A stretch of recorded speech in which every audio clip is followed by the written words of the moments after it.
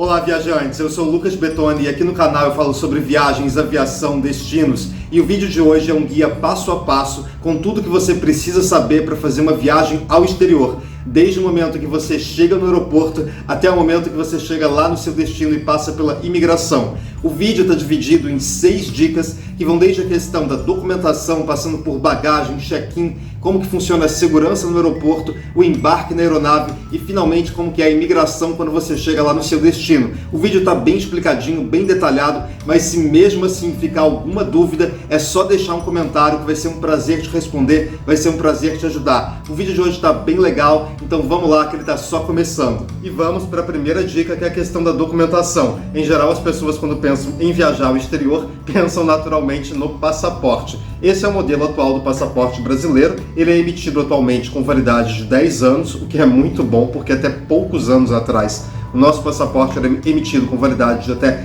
5 anos. Agora isso mudou, demorou, mas mudou. Então quando você faz o seu passaporte ali na Polícia Federal, o seu passaporte tem validade de 10 anos e você já pode planejar a sua viagem para o exterior. Agora, é claro que você pode viajar para alguns países apenas com a nossa identidade, o nosso RG. São todos países da América do Sul. No total são 9 países que estão aparecendo aqui na tela. São esses 9 países que você pode viajar sendo um cidadão brasileiro sem a necessidade de apresentar um passaporte, apenas mostrando o seu RG. Agora, é importante ficar atento a alguns detalhes. Você pode viajar para esses países sem passaporte, mas apenas com RG. Não vale identidade funcional ou carteira de motorista. É importante também que esse RG esteja em bom estado, com uma foto visível, de forma geral, aquele RG bonitinho, em perfeito estado. Não deve estar danificado ou que seja um RG muito antigo, que não seja possível reconhecer você ali corretamente com a foto. Não adianta um RG, por exemplo, quando você era adolescente, você tem 30 e poucos anos, nunca renovou o seu RG e vai com um RG de 15 anos atrás. A chance de você não conseguir embarcar, ou às vezes até embarcar e chegar lá e não conseguir entrar no país, são grandes. Eles têm o direito de recusar sim o documento. Aí se você não tiver nenhum outro documento, não tiver um passaporte para apresentar, você pode ter uma grande dor de cabeça. Agora, se você não quer ter nenhum problema e você tem um passaporte, leve o seu passaporte. Mas como eu disse, não é uma obrigação você ter o passaporte para esses 9 países. Se o seu RG estiver em bom estado, você não vai ter problema nenhum, vai dar tudo certo, não se preocupe. Tem uma simples diferença também na hora de você passar pela imigração, tanto quando você sai do Brasil, quanto na hora de voltar. O nosso passaporte, quando você vai fazer o controle de passaportes aqui no Brasil, tem umas cancelas automáticas. Você simplesmente abre o passaporte, coloca o passaporte dentro dessa cancela automática, aí você passa por uma segunda etapa em que tira uma foto sua, filma você ali, reconhece você e você passa sem ter que passar por um guichê, ter que falar com uma pessoa. Em geral é mais rápido fazer isso. Quando você está viajando para o exterior apenas com a identidade, aí você obrigatoriamente vai ter que passar por um guichê, porque essa cancela não reconhece o documento de identidade, apenas o passaporte. Então pode ser que você demore um pouquinho mais para fazer ali o controle, né, de fronteira, a imigração, né, para sair do Brasil e para entrar. As filas costumam ser grandes aí dependendo do horário. Mas é só essa questão. Você consegue viajar tranquilamente para esses 9 países com uma identidade em bom estado. Agora, falando dessa questão da documentação, vamos falar também da questão de visto, né? Se você for viajar para algum destino que exija um visto,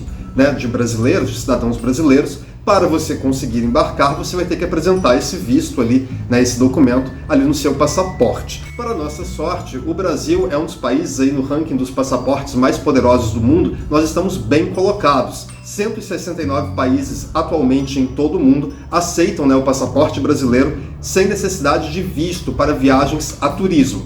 Aí tem países que delimitam, né, esse tempo de turismo, em geral é 90 dias, é o tempo padrão para a maioria dos países, mas tem países que dão prazos menores, aí de 30 dias, aí vai depender do país, é claro. Dentre os destinos mais visitados pelos brasileiros nessa lista de 169 países, aí vamos colocar a Europa de uma forma geral, né, que é onde está a maior parte desses países que aceitam o passaporte brasileiro sem necessidade de visto para turismo. Em geral eles dão 90 dias, né, de autorização para o cidadão brasileiro fazer turismo. Países, por exemplo, como o Reino Unido dão um pouco mais, dão 180 dias.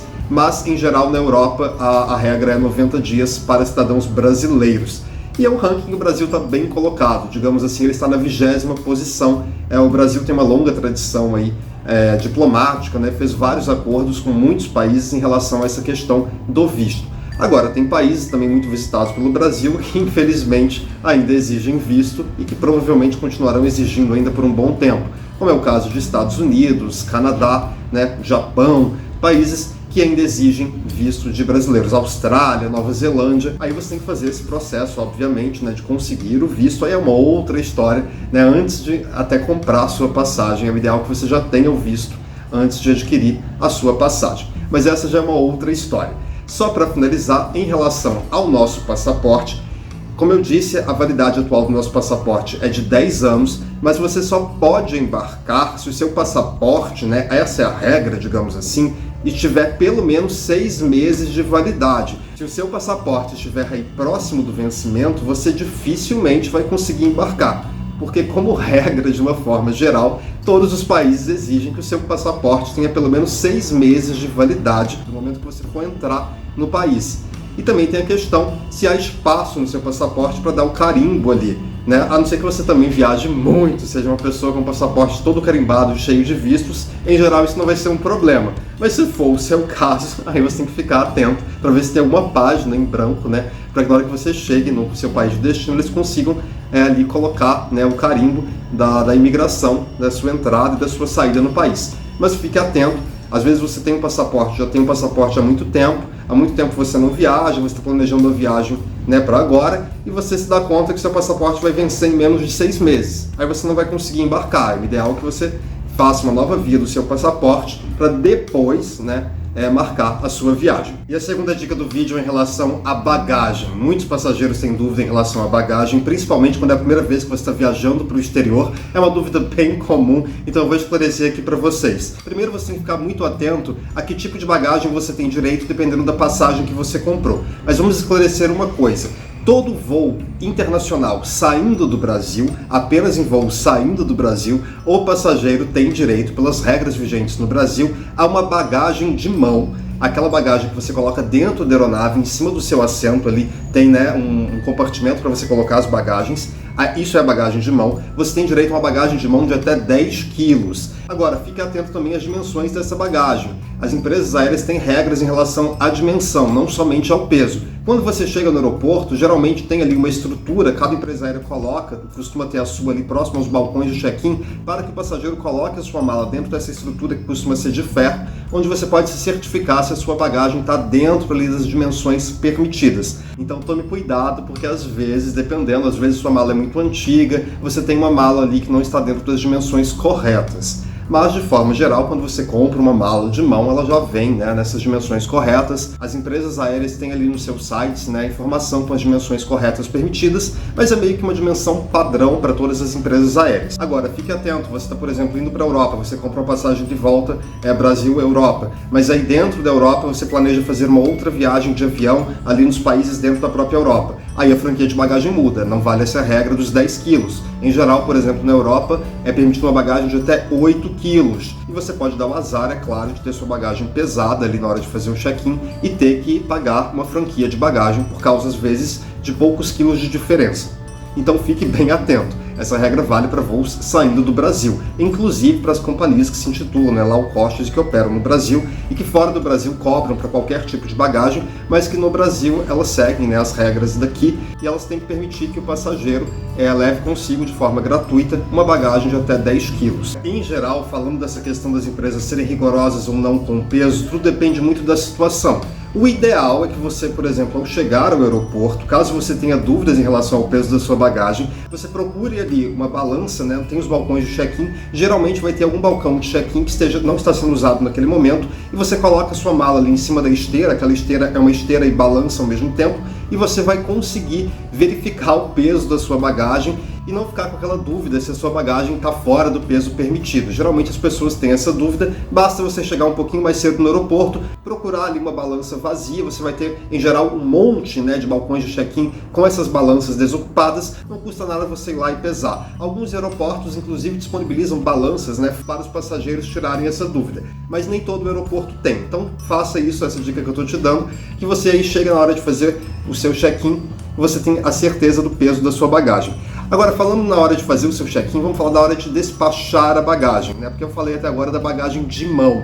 Mas você tem, se você for despachar uma bagagem, a franquia costuma ser de até 23 quilos. Em geral, é assim na maioria das empresas aéreas que operam no Brasil. Algumas empresas, como é o caso, por exemplo, da Emirates, permitem que o passageiro, em qualquer classe, vamos dizer assim, a passagem mais barata da econômica, a mais básica dela, já permite que você despache 2 bagagens de até 23 quilos. Mas essa não é a regra. E vale fazer uma ressalva importante, porque algumas pessoas ainda têm a memória do tempo de que no Brasil vigorava a regra de que para voos internacionais os passageiros tinham o direito de despachar até 2 bagagens de 32 quilos cada. Essa regra já caiu, já tem alguns anos. Hoje em dia, cada empresa aérea determina a sua política de despacho de bagagens e quase sempre, em geral, nas tarifas mais básicas, mais baratas, é permitido apenas uma bagagem de mão de até 10 quilos. E se o passageiro quiser despachar uma bagagem que, em geral, é até 23 quilos, é muito raro hoje em dia permitir 2 bagagens de 32 quilos. Se eu não me engano, só a Air Canada ainda permite isso aqui no Brasil, 2 bagagens de 32 quilos. A maioria não permite, e se você quiser despachar, você vai ter que pagar por isso, seja escolhendo uma tarifa mais cara que te dá direito ao despacho de bagagens, seja adquirindo a bagagem separadamente. Caso você compre uma passagem que não dá direito à bagagem despachada, mas você mudou de ideia no meio do caminho, o ideal é que você compre antes, como eu disse, essa franquia de bagagem. Não deixa para comprar na hora no aeroporto, porque vai ser bem mais caro. Agora, você chegou com a sua bagagem ali para despachar no balcão de check-in, um pouquinho acima do peso da franquia de 23 quilos. Será que você vai ter que pagar essa franquia na hora? Olha, pode ser que sim, pode ser que não. Vai depender muito ali do bom humor da pessoa que está te atendendo. Em geral, passando um pouquinho do peso permitido, digamos, é 23 quilos, a mala está com 25, aconteceu recentemente comigo. Não fizeram problema nenhum, mas podem fazer e podem querer cobrar na hora. É claro, se você está viajando com mais pessoas, fica fácil, na hora você vai lá e fala, tudo bem, passou um pouquinho, vou colocar um pouco de coisa na mala aqui da pessoa que está viajando comigo e você redistribui o peso ali na hora. Eles não se importam se você fizer isso numa boa, pode ser que queiram cobrar. Aí às vezes você não tem para quem redistribuir, vai que você está viajando sozinho, por exemplo. Eu vi isso recentemente, inclusive no voo que eu fiz do Rio até Amsterdã com a KLM. Tinha um cara na minha frente, estava viajando sozinho aparentemente, ele estava só com a bagagem de mão, ele chegou para fazer o check-in ali no balcão de check-in, a funcionária pediu para que ele pesasse a mala dele, a mala estava acima dos 10 quilos, pelo que eu entendi, ouvindo ali a argumentação dele, era uma diferença muito pequena, mas não teve jeito. Ela falou que ele teria que pagar e sem conversa. Ele argumentou, ficou ali, ficou indignado, né? É compreensível, na hora você não espera ter que pagar. É uma taxa cara em geral, principalmente se é cobrado ali na hora, se você não paga, não compra essa franquia antes, a taxa é cara, ela varia de empresa para empresa, mas nunca é barato, né, num voo internacional. E ali ele teve que pagar, não teve que fazer. Ele não tinha para quem redistribuir aquele peso extra e também não ia jogar fora, digamos assim, o que estava na mala dele, né, dependendo, é claro, do que for, né, tem essa hipótese, mas em geral você não está levando alguma coisa que você vai jogar fora ali na hora. Daí não teve que fazer no caso dele. Agora, como eu disse, pode ser que passe um pouquinho, já aconteceu comigo várias vezes também, só com a bagagem de mão, passou um pouquinho, eles não fazem problema, não é uma grande questão. Mas se você não quer correr esse risco, é claro, então fique atento e siga a dica que eu te dei, chegar um pouquinho mais cedo, pesar a sua mala, você certifica se está tudo certo, você está viajando com mais gente, passou um pouquinho do peso, você redistribui o peso e dá tudo certo sem problemas. E agora que eu já falei para vocês sobre a questão da bagagem, vamos para a terceira dica, que é sobre o check-in, o momento do check-in. Para começar, você pode fazer o check-in online antes de chegar no aeroporto. Em geral, para voos internacionais, o check-in fica disponível entre 24 a 48 horas antes do voo. E o check-in é basicamente o momento que você confirma que você vai de fato embarcar e preenche ali os seus dados pessoais, seu nome completo, número do passaporte, data de expiração do passaporte ou do documento, né? Pode ser o RG no caso de viagens para aqueles 9 países que eu falei para vocês.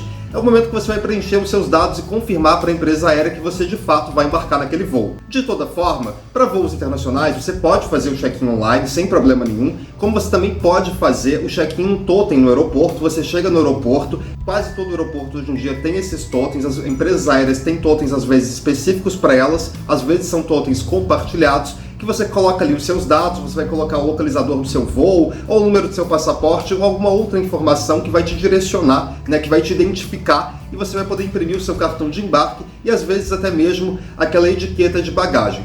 Agora, no caso de um voo internacional, quase que invariavelmente, mesmo que você faça o check-in online, que você faça na sua casa, imprima o cartão de embarque se você quiser na sua casa ou imprima ali no totem da companhia aérea, você vai ter que passar ali pelo balcão de check-in. É um procedimento normal. Agora, nos tempos, por exemplo, de Covid, esse procedimento é usado, para confirmar se você tem certificado de vacinação ou, se for o caso, se você fez, por exemplo, o teste de Covid. Mas, em geral, em voos internacionais você não faz o check-in online e entra direto para o embarque. Você tem que fazer ali uma confirmação no balcão de check-in da companhia aérea. Esse check-in online, ele é importante, caso você queira fazer, principalmente na questão de marcação de assento. Então você faz ele previamente ou quando você chega ali no aeroporto, para você poder marcar o seu assento. Hoje em dia, quase todas as empresas aéreas cobram para você marcar o assento antes desse momento do check-in. Então, se você quiser marcar o seu assento assim que você compra o seu voo, nas passagens mais baratas, quase nunca essa marcação de assento é gratuita. E dentro de uma aeronave, num voo internacional, há ali diferentes categorias de assento. Pode ser em relação à classe do seu voo, que pode ser primeira classe, que pode ser classe executiva, classe econômica, ou até mesmo variações da classe econômica, tipo Premium Economy, que agora é uma subclasse, digamos assim, da classe econômica, cada vez mais comum nos aviões, em que você vai escolher a classe do seu assento. Mas mesmo que você escolha, por exemplo, a econômica, há diferentes preços ali de assentos. Se você quiser sentar mais à frente, ter um pouquinho mais de espaço, às vezes, entre as poltronas, você paga mais por isso. Enfim, você pode deixar, é claro, como quase todo mundo faz, que não quer pagar por essa marcação de assento, deixar para marcar o seu assento somente no momento do check-in. Aí, se você faz o check-in previamente em casa, você vai ter mais opções de assento para marcar. Se você deixar para fazer o check-in de fato só ali no balcão de check-in, quando você chegar lá, talvez quase todos os assentos já estejam marcados e você não consegue um bom assento. Às vezes, algumas companhias fazem a marcação automática de assentos. Aí você pode, claro, ali no balcão de check-in pedir para trocar o seu assento. Se houver disponibilidade, eles vão trocar numa boa para você um assento ali. Você quer sentar na janela ou no corredor, às vezes te colocaram no meio e você não quer ficar no meio, Ninguém gosta de sentar no meio, principalmente se você está viajando sozinho, e senta com pessoas que você não conhece do seu lado. Em geral, as pessoas têm essas preferências, normal, e você pode fazer, caso a empresa aérea tenha marcado automaticamente o seu assento, você chega lá, fala com o funcionário da empresa aérea e pode pedir alteração, caso você não consiga fazer essa alteração também online. Às vezes não dá, nem toda companhia aérea permite que você faça isso. A maioria permite, mas tem companhias que não. Mas no caso de voos internacionais, quase que invariavelmente você vai ter que passar pelo balcão da companhia aérea, que é um procedimento meio que padrão para fazer a conferência final ali de documentos, está tudo certo com o seu passaporte. Caso você precise de visto para o seu país de destino, eles vão conferir também se você tem um visto. Se o seu passaporte não vai expirar em menos de 6 meses, como eu havia comentado, eles fazem esse tipo de conferência, porque é a responsabilidade da companhia aérea também se certificar de que o passageiro está com o documento em dia. Se, por exemplo, o passageiro tenta embarcar com um documento falso e a companhia aérea desconfia ali, ela vai acionar a polícia, naturalmente. Então eles fazem esse procedimento. Está tudo certo, eles te entregam o cartão de embarque. Caso você ainda não tenha o cartão de embarque, você já pode ter imprimido o cartão de embarque ali no totem de atendimento, ou ter imprimido na sua própria casa, ou você já vai ter ele também no seu celular, caso você já tenha feito o check-in previamente. Mas de qualquer forma, você vai sair de lá com esse cartãozinho de embarque aqui, que você vai usar para acessar a área de embarque internacional. E falando nesse momento, que você procura o balcão de check-in da companhia aérea, quando você chega no aeroporto, não se preocupe, tem sinalização indicando aonde que é o balcão de cada companhia aérea. Assim, você chega no aeroporto, as companhias aéreas não têm, principalmente as companhias estrangeiras que operam às vezes um voo por dia apenas saindo daquele aeroporto, não tem ali um balcão fixo que fica um funcionário o tempo todo da companhia aérea. Apenas algumas horas antes do voo, quando abrem o check-in, aí eles colocam ali uma plaquinha da companhia aérea sinalizando que naquele balcão, naquela área de check-in, está acontecendo o embarque, o check-in daquela empresa. Quando você chegar no aeroporto, é só você procurar ali, geralmente tem uma sinalização, é bem sinalizado, os aeroportos colocam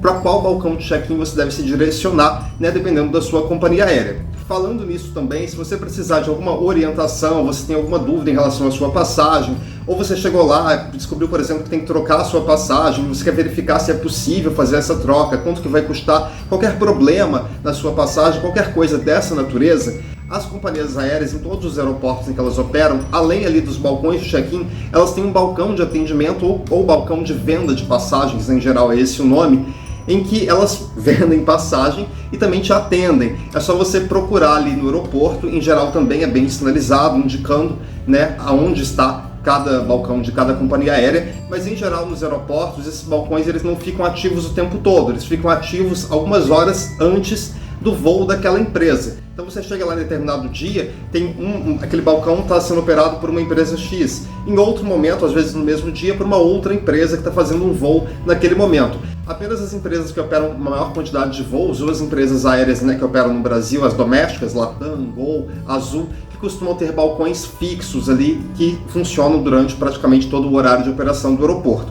As empresas aéreas estrangeiras, esses balcões de atendimento ou de venda de passagens, eles funcionam em determinados períodos de acordo com o horário dos voos. E agora que nós já falamos sobre a questão da documentação, da bagagem e do momento do check-in, vamos para a quarta dica, a próxima dica, que é sobre o momento de passar pela segurança do aeroporto, o momento que você acessa a área de embarque internacional. Aqui vocês estão vendo essas cancelas, né, esses guichês. Hoje em dia quase todo aeroporto tem esses guichês automáticos em que você simplesmente vai escanear o código de barras da sua passagem, né, do seu cartão de embarque.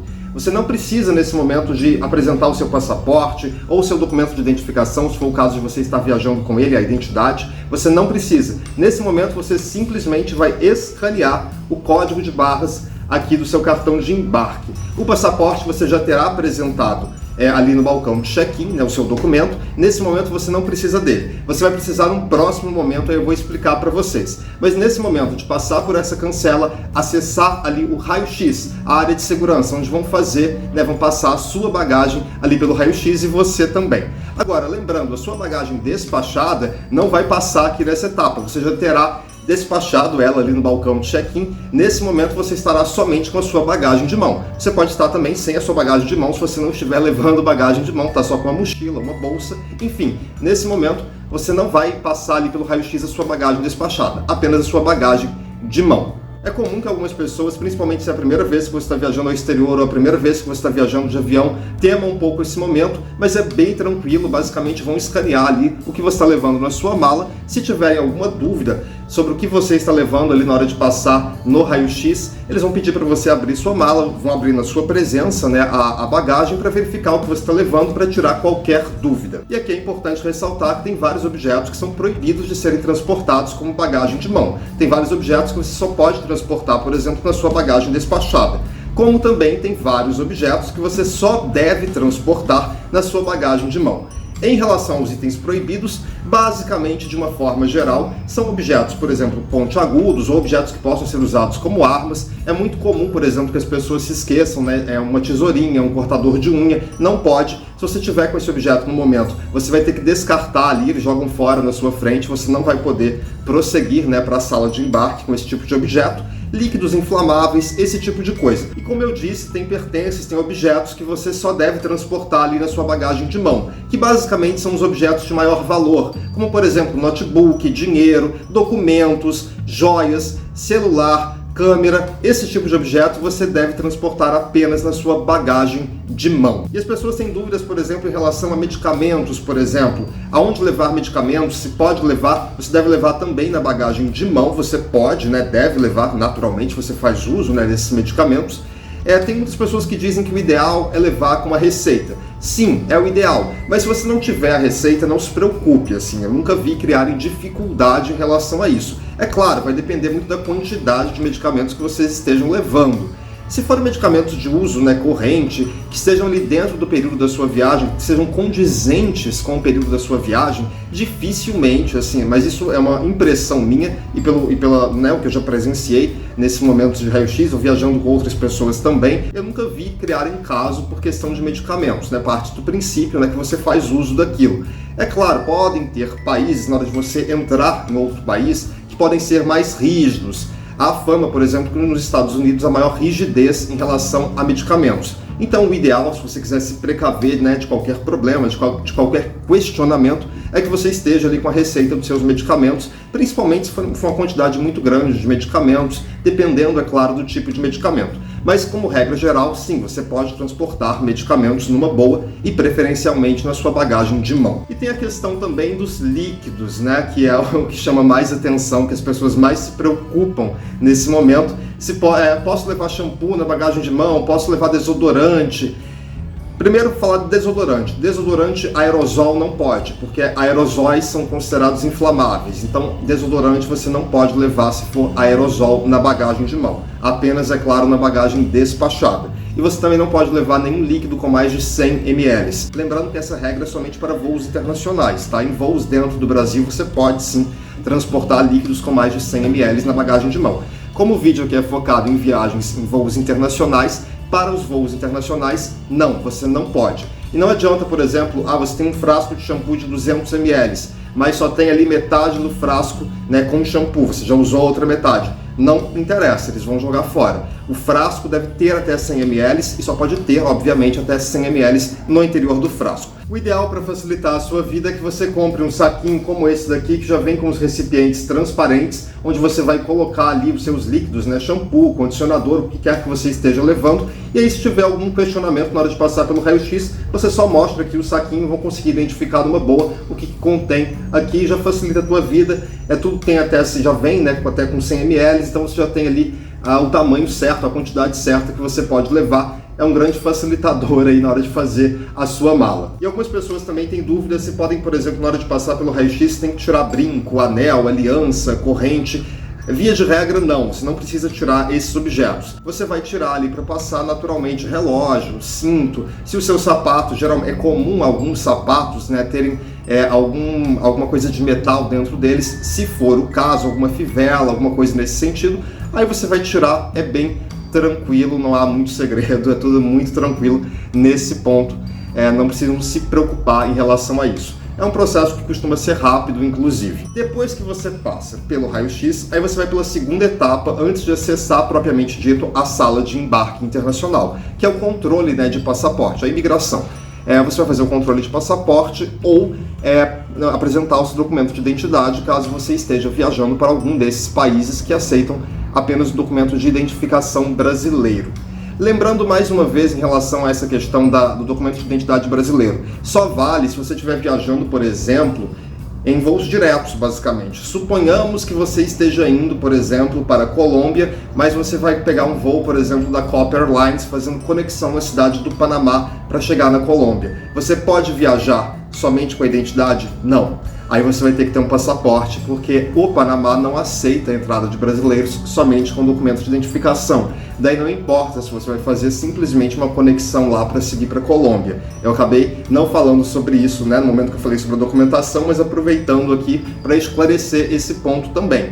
É claro, você está viajando, vai para a Argentina, da Argentina você vai para o Chile, aí você vai conseguir, né, se locomover só com a identidade. Mas apenas nessa questão, se você for fazer uma conexão antes de chegar num desses países que aceitam a identidade, mas esse país da conexão não aceita, aí você vai precisar sim ter um passaporte.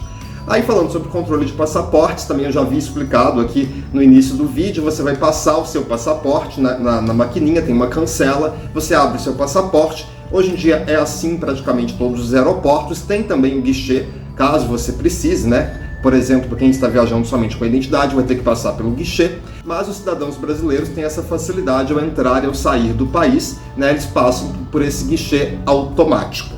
Aí é bem tranquilo também de passar. Se você tiver alguma dúvida no momento de fazer, né, de escanear o seu passaporte, tirar a sua foto, filmar ali o seu rosto para você passar, vai ter alguém ali para te auxiliar se for o caso também. Não se preocupe, é tudo muito rápido e também é intuitivo. É um processo bem simples, bem fácil de fazer. Passado desse momento, daí você finalmente acessa a sala de embarque internacional e a partir daí você vai procurar o portão de embarque, né, de onde vai sair o seu voo. E vamos para a quinta dica, que é o momento ali do seu embarque propriamente dito na aeronave, né, no seu voo para o exterior. Quais são as dúvidas que podem aparecer nesse momento?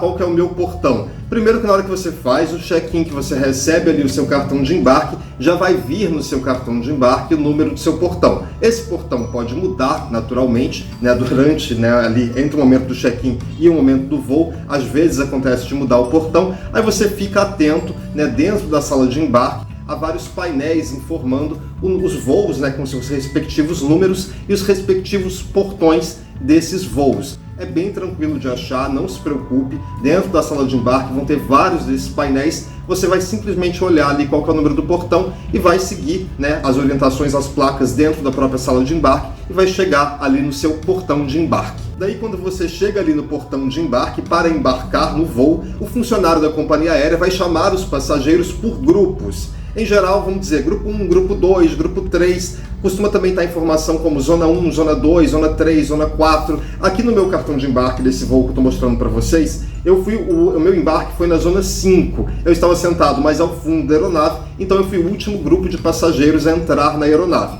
Você não pode entrar antes, por exemplo. Você vai ter que aguardar o seu grupo. É claro que no Brasil, por exemplo, existe a regra se você for idoso, ou, por exemplo, mulheres grávidas com criança pequena, você tem direito a embarcar antes. Eles vão chamar você para embarcar antes. Agora, se você não estiver nesse grupo de prioridades, né, por lei, você vai aguardar chamarem ali o número do seu grupo ou da sua zona de embarque ali, dependendo como a companhia aérea denomina, né? Cada companhia vai denominar de uma forma, mas em geral a informação vai estar como grupo 1, grupo 2, ou como zona 1, zona 2, zona 3, enfim, até que todos os passageiros embarquem. Aí você vai entrar na fila e nesse momento, novamente, você vai apresentar o seu cartão de embarque, eles vão escanear o seu cartão de embarque e vão verificar o seu documento, né, que pode ser o passaporte ou, se for o caso, o seu RG. Aí nesse momento você deve estar com o seu documento em mãos. A partir daí, você vai entrar no avião, né, e vai procurar o seu assento. Em voos internacionais, é comum que se use aeronaves maiores, de 2 corredores. Então, se você tiver alguma dúvida para encontrar o seu assento, na hora que você entrar no avião, basta você mostrar ali o seu cartão de embarque, né, para uma das comissárias ou comissário de bordo que estejam naquele voo, e ele vai te orientar qual dos corredores, né, que você vai acessar para conseguir encontrar o seu assento. E agora vamos para a sexta e última dica, só para arrematar esse vídeo, né? Afinal, eu já falei de todas as etapas, né? Desde o momento que você chega ao aeroporto até o momento que você entra no avião. Agora você já passou por todas essas etapas, vamos para a última etapa, que é falar da imigração. Você chegou no seu país de destino e vai passar pela imigração. E em relação à imigração, eu vou ser mais resumido, porque não é o foco do vídeo. Eu vou dar apenas uma dica no sentido de o que você deve apresentar, né, o que você deve ter consigo para que você não tenha preocupações nesse momento. Olha, siga as exigências do seu país de destino. Por exemplo, o país exige seguro viagem. Muita gente não faz, mas a maioria dos países exigem, por exemplo, que o viajante tenha um seguro viagem que cubra o período da estadia. É aquela questão. Pode ser que não te peçam nada. Em geral, não vão te pedir para ver se você tem seguro viagem. Agora, pode ser que peçam. E se pedirem, você deve ter o seguro viagem, senão você pode ter algum problema, né? E eventualmente até ter a sua entrada recusada pela ausência de um seguro viagem.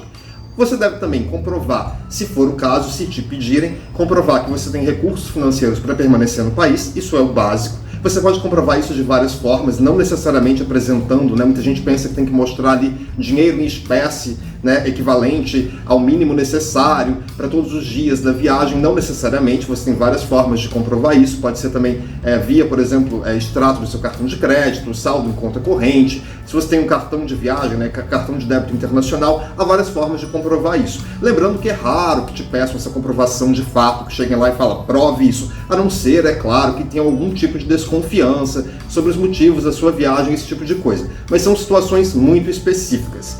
E também você deve ter condições de comprovar, né, que você tem hospedagem para o período ali da sua viagem. Seja, né, em hotéis, Airbnb, né, ou alguém, né, a casa de alguém que você tem uma carta convite, por exemplo, que você vai ficar hospedado na casa de um amigo ou de algum parente. Enfim, isso é o básico que você deve ter como provar, né, quando você faz uma viagem ao exterior. Seguro-saúde, condições financeiras de permanecer no país e ter condições de provar também que você tem aonde ficar durante a sua estadia. Isso é o básico, né? Claro que esse tema em si gera um vídeo à parte só sobre os detalhes aí do momento da imigração, mas em resumo é isso.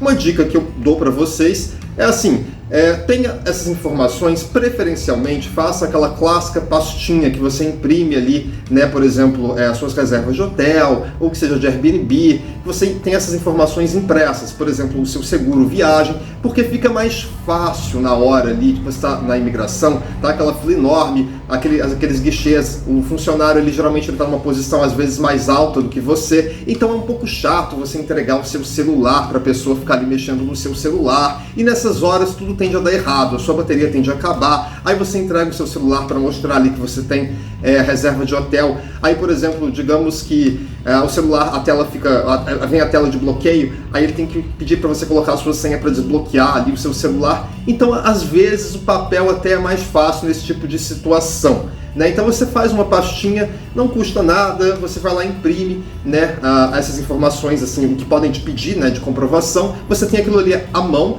e você entrega, né, se for o caso. E principalmente também se você não falar bem o idioma, se você fala, por exemplo, apenas português, não fala muito bem inglês, ou não fala outro idioma, enfim, fica mais fácil até você entregar o papel e a pessoa vai lá ver, dar uma olhada. Geralmente, caso te peçam alguma coisa, no máximo ele vai dar uma olhada ali, vai ver que tá tudo certo, não vai ficar te fazendo muitas perguntas. Em geral é um processo rápido.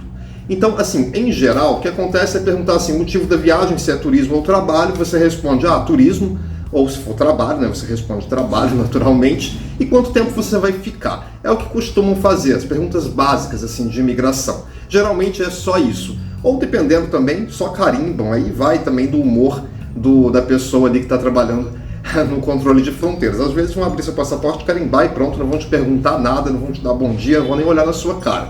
Mas se te perguntarem alguma coisa, o mais comum é que perguntem apenas o motivo da viagem e quanto tempo você vai ficar. Pronto.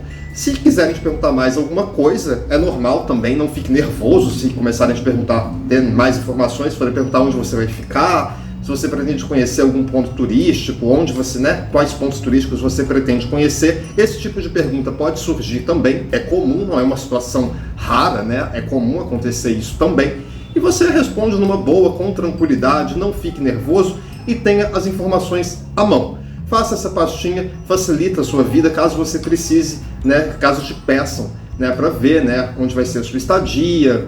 E também em relação, por exemplo, a recursos financeiros. Se você quiser ser muito precavido, você pode imprimir ali o extrato do seu cartão, mostrando o limite que você tem de cartão de crédito. Enfim, esse tipo de informação. Ou você também printa a sua tela do celular, você não precisa ser tão detalhista nessa pastinha, você pode só printar, por exemplo, o seu saldo em conta. É claro, se tiverem muita desconfiança, né, aí vão querer uma informação mais detalhada, mas não é comum isso acontecer. E o ideal é que você esteja tranquilo, né? Fique tranquilo, vai dar tudo certo. Se você está viajando a turismo, não tem o que temer, você vai ter todas as informações para dar. Afinal, quando você viaja a turismo, você se planejou, né? Viagens ao exterior, em geral, são viagens que a gente planeja com alguma antecedência, a gente tem alguma ideia, né, de quais lugares a gente quer visitar, a gente sabe onde que vai ficar, afinal a gente pesquisa essas informações, né, às vezes com meses de antecedência, a gente fica ali pesquisando, vendo vídeos no YouTube, procurando textos, blogs de viagem, enfim, a gente já tem uma noção ali do que a gente quer fazer e visitar. Então é muito tranquilo responder com tranquilidade, com segurança ali o funcionário da imigração. Não se preocupe com esse momento, que de forma geral é muito, muito tranquilo. Bem, pessoal, o vídeo está chegando ao fim. Eu espero que com essas dicas que eu dei para vocês, que eu dividi aí em 6 dicas, né, e fui detalhando cada uma delas, eu tenha conseguido esclarecer todas as possíveis dúvidas aí de vocês. Mas caso tenha ficado alguma dúvida, deixa um comentário que vai ser um prazer te responder, vai ser um prazer te ajudar. Por hoje o vídeo vai ficando por aqui. Meu muito obrigado se você chegou até aqui. E se você gostou do vídeo, gostou do canal, já aproveita para se inscrever. Muito obrigado e até o próximo vídeo.